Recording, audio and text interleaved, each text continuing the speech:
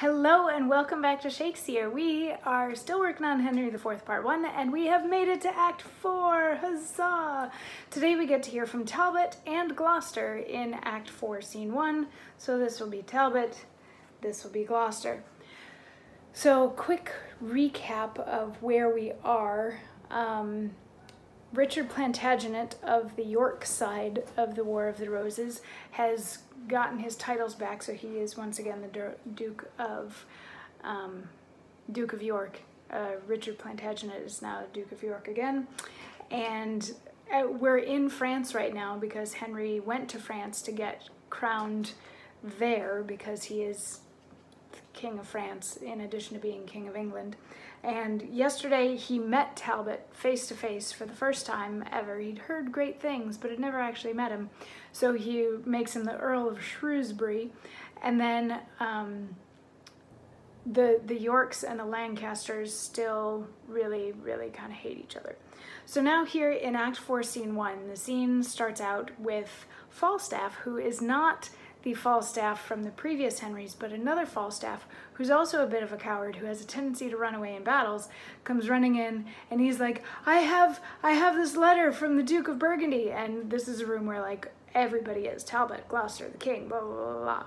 Falstaff comes in, he's like, I have a letter from Burgundy. And Talbot says, shame to the Duke of Burgundy and thee.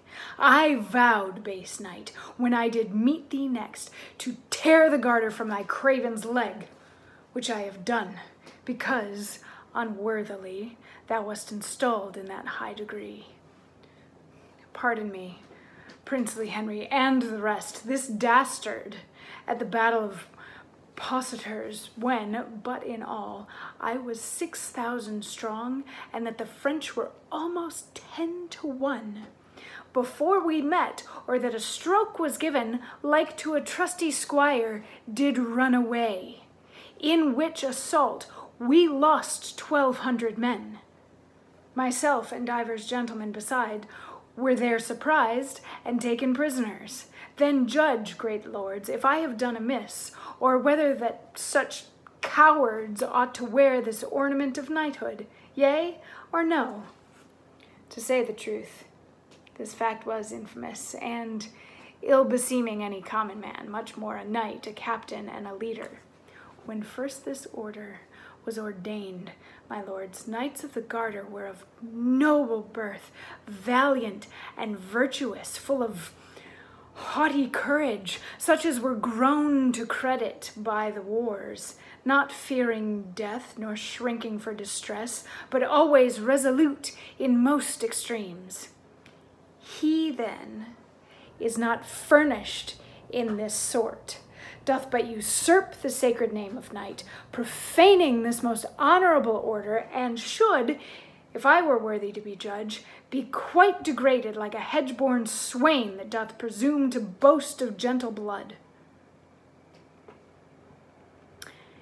In response to which, yes, Falstaff is deemed no longer worthy of being a knight, and he is sent in shame from the room with all of his titles and all that sort of thing stripped from him because he's a coward and not worthy of being a knight to begin with. And then tomorrow we get to find out what was in the note that the Duke of Burgundy wrote. If you look at a couple monologues ago, you can probably guess. Anyway, I'll see you tomorrow for the note. Mwah.